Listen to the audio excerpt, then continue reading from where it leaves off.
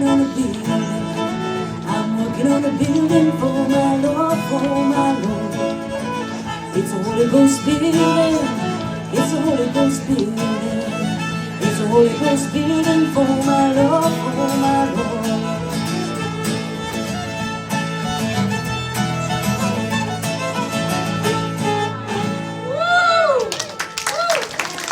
Good morning, everyone.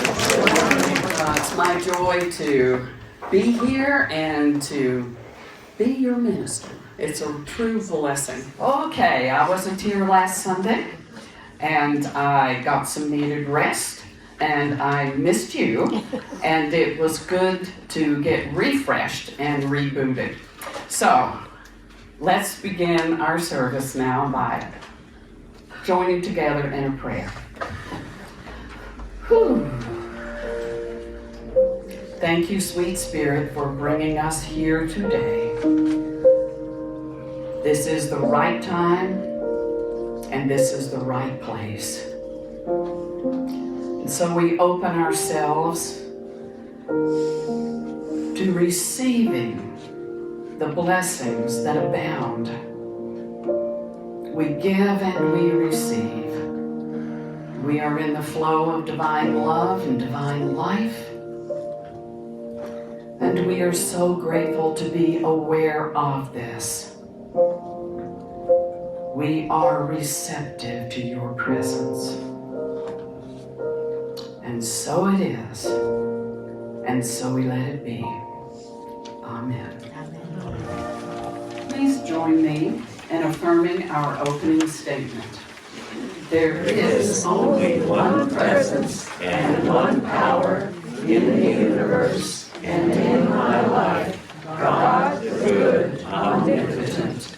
And our vision is a world of spiritually awakened hearts and minds. And our mission, which is what is ours to do to bring forth this vision, is we are creating a joyful community on a spiritual pathway to peace and love through fellowship, classes, music, and services. And so it is.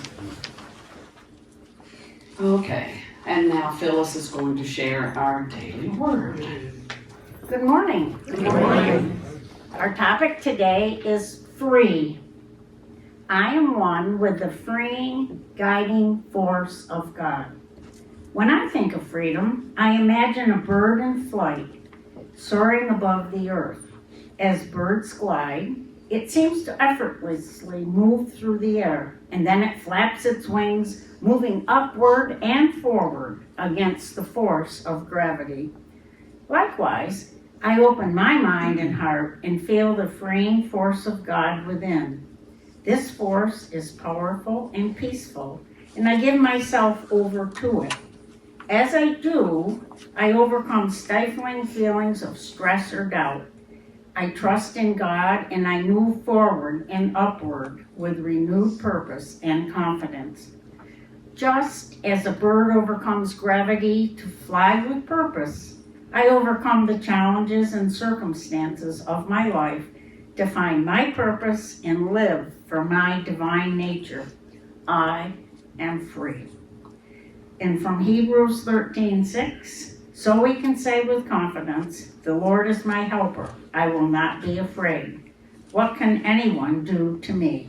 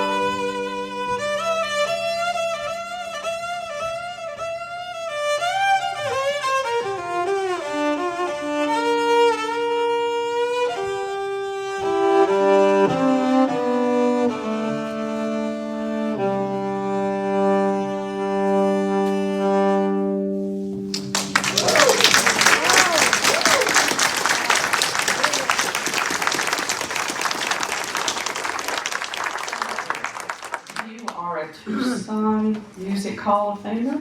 I am. She is. Oh, We can see why.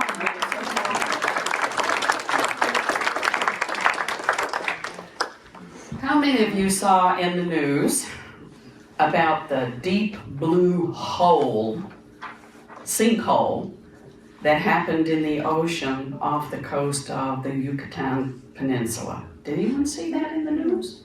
Yeah, a couple of people. I thought that was fascinating. Fascinating. It's 970 feet deep. They think a gigantic sinkhole. And it's not the first. There's one off the coast of China that's 980. It's called the Dragon Hole. This new one has got a name, but I don't remember what it is.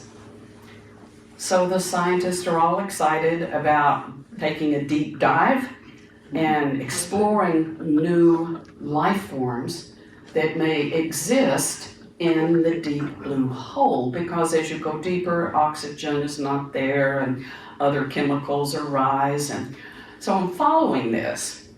But it made me think, we could use a sinkhole in our souls. So this morning, I'm going to take us on a deep, deep dive.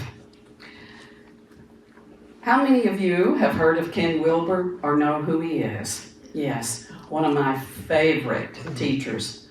We struggle with this concept of our oneness. Our oneness. We affirm it, but we don't feel it really all the time. We feel it when we love somebody and we're buddies, but just in general, no.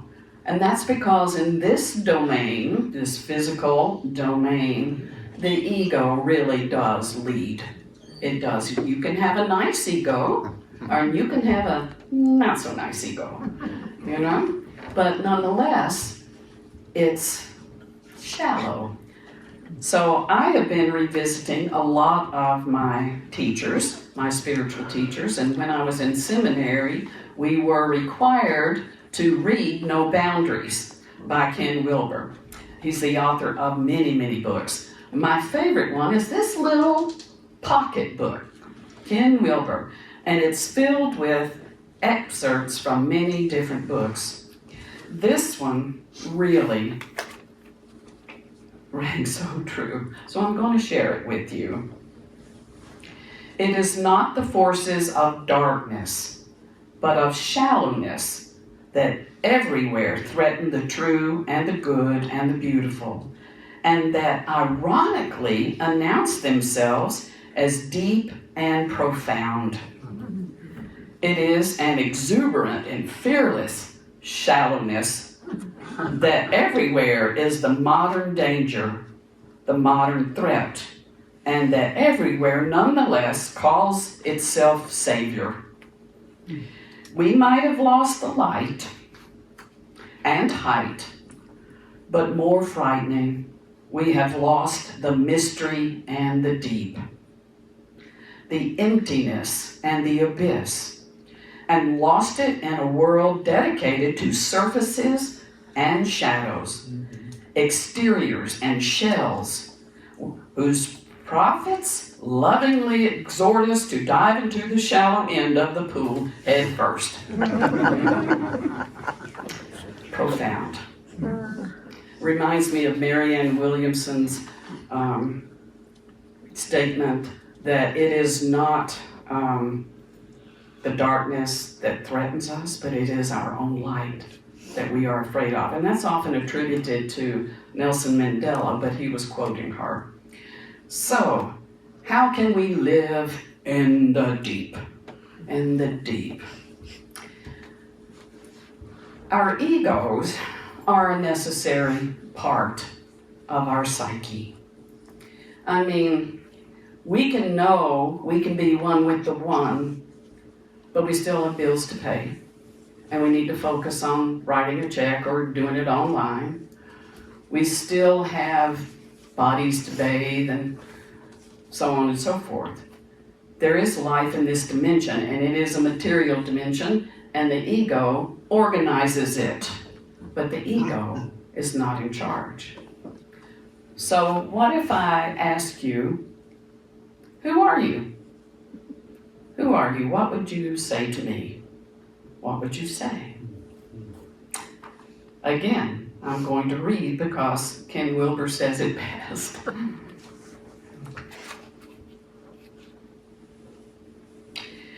Most people believe they feel trapped by life, trapped by the universe, because they imagine that they are actually in the universe and therefore the universe can squish them like a bug. This is not true. You are not in the universe. The universe is in you. This is about becoming a spiritual witness. If I rest as the witness, if I'm centered in, Unity says, the Christ mind, if I am centered in my awareness of the spiritual self, it becomes obvious that right now I am not in my body. My body is in my awareness.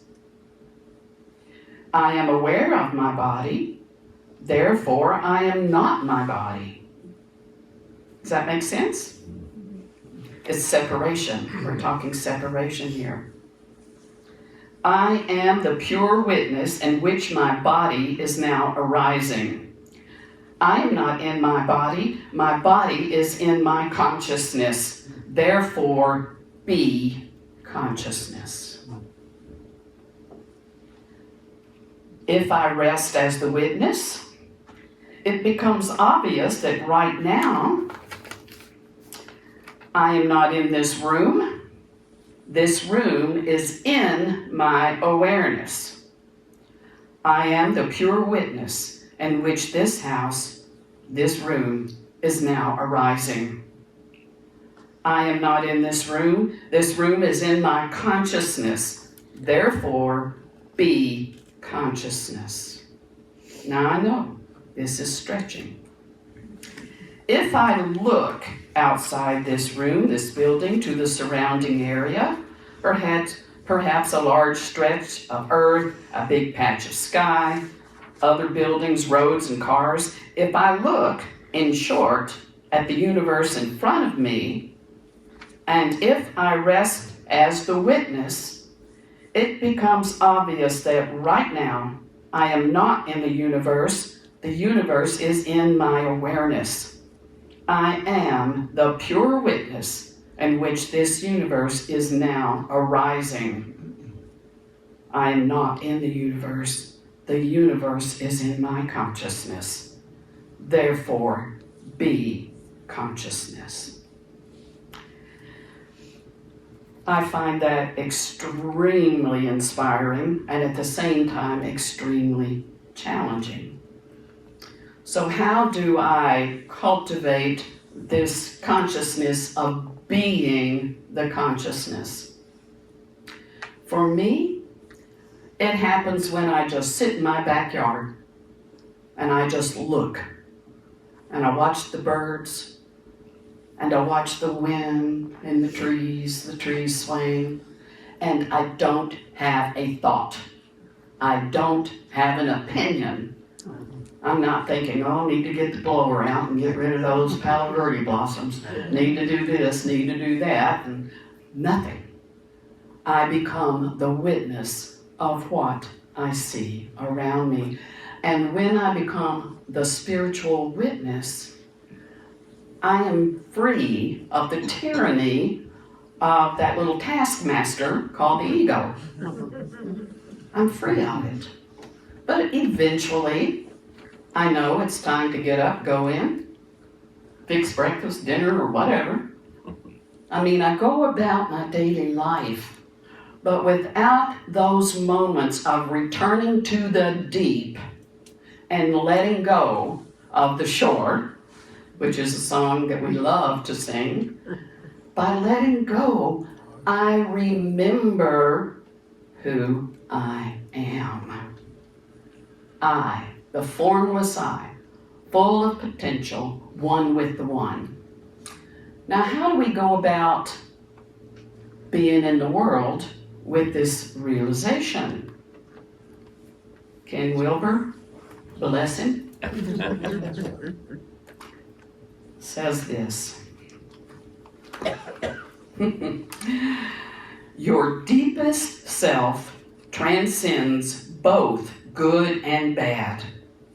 So by accepting absolutely everything that happens to you, by equally embracing both good and bad with equanimity, you can transcend the ego altogether. Resist not evil. Resist not. Take a breath and know this too shall pass. This is not the truth of me. Now we all have challenges, have had challenges. Nobody really wants some of the challenges that come our way. They're painful. Letting go can be painful. God knows my house is full of stuff that could be let go, but I'm not quite ready, because you cannot rip the skin from the snake, right? You have to shed it as you are willing to accept the truth of who you are. It's nice having my sister here. We reminisce, we talk. Just yesterday I said, do you remember when we were fishing with Daddy and he cast back and got the hook in your ear? Oh. We laughed. Yes, we do remember that. So it's nice to just have those memories. And it's good to be here now and to be aware I am not my memories. And the past does not exist, not spiritually.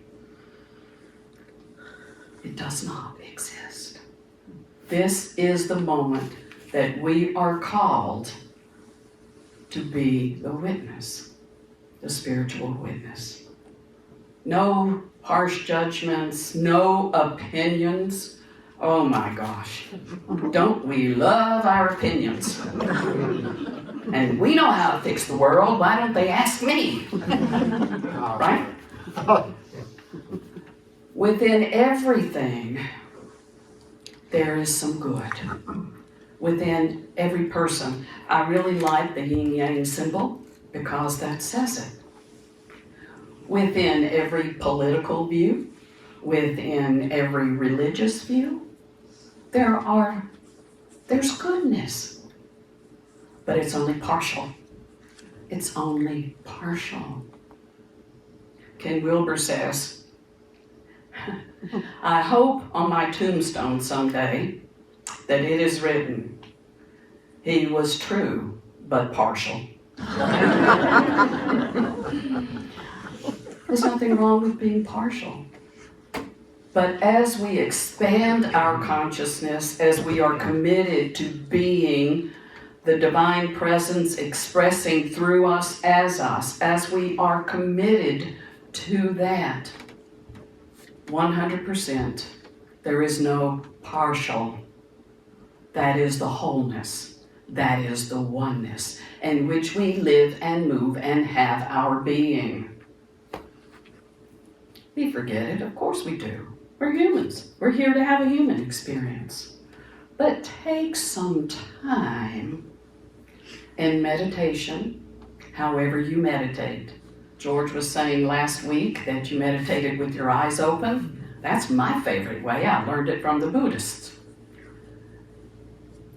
Eyes open, hearts accepting. Release identification with anything and everything around you. He talks here about diversity. He says it's good to accept diversity, to appreciate diversity. He said, but we need to go beyond that, because if all we do is appreciate it, we are perpetuating our separateness. we have to dive deeper, deeper. Many of you know I lived in Hawaii for a while, and some of you have as well. And one of the things I learned, when the waves get big, you dive deep, because they're going to crash you and smash you like a bug. Dive deep. And from the depths, the waves just roll over. The challenges just roll over. The ego becomes calm, because we know that is not the truth of who and what we are. If you know that about yourself, we're called to know that about each other. So when someone offends you, forgive. Let it go. Their behavior is not the truth of who they are. We know this when we are in the deep. So I hope you'll think about who you are and where you are and what is in your consciousness. Not in an accusing way, but just in an aware way. You are in my consciousness, and for that I'm grateful. And I'll just say this: the holographic universe, there's a principle I learned, that you are here playing a role for me. And I, on a spiritual deep level, have summoned you, just as you have summoned me. You're on my holodeck. Yes, because in truth, we are formless. I love thinking about this stuff. I hope you do too. What is the practicality of this? You won't get stuck in nasty quarrels and relationships. You won't get stuck, because you shall know the truth, and the truth will make you free. And so it is. Wow.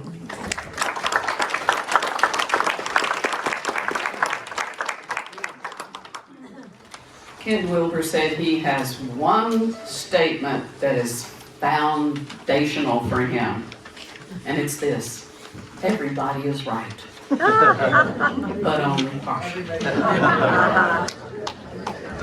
So that's a short, simple thing to remember. Okay, it's time to bless our offering. Your offerings take many forms: volunteer service, your prayer support, your caring and your love with each other and for each other, and also your financial contributions, which keep the lights on. So think of giving and receiving as being in the deep, deep flow of life. Affirm with me, please. Divine love through me blesses and multiplies all that I have, all that I give, and all that I receive, and I am grateful.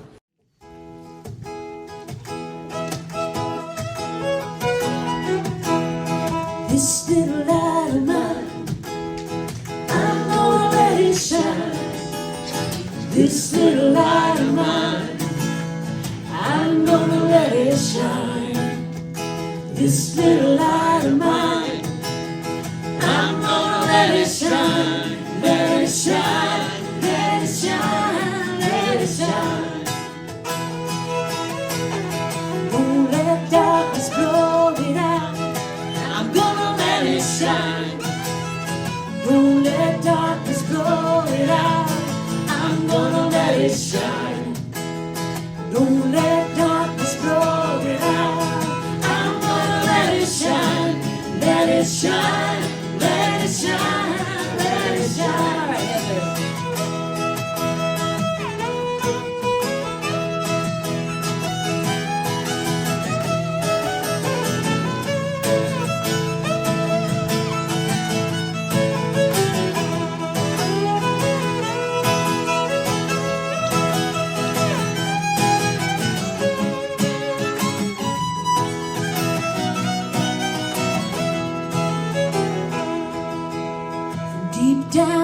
my soul.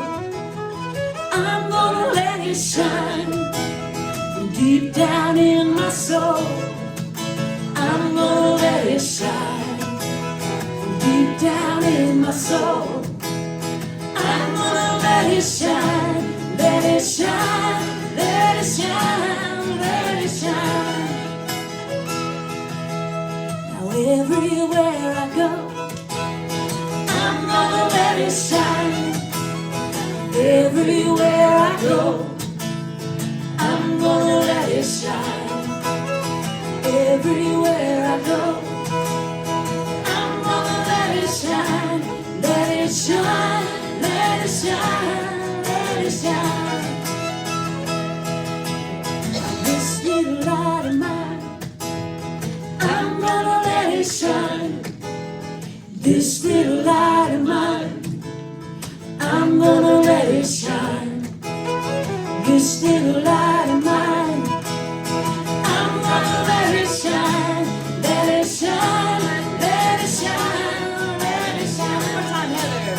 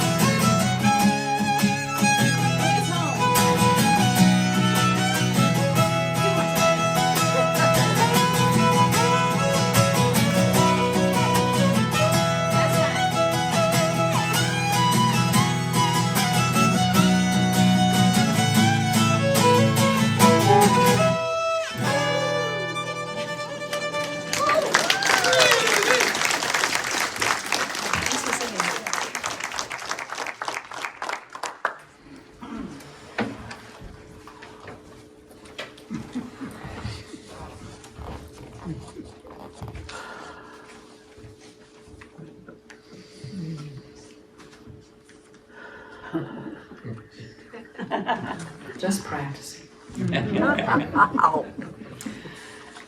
It's time now to close our service. Please stand and join me with our prayer for protection. The light of God surrounds us. The love of God enfolds us. The power of God protects us. The presence of God watches over us. Wherever we are, God is, and all is well.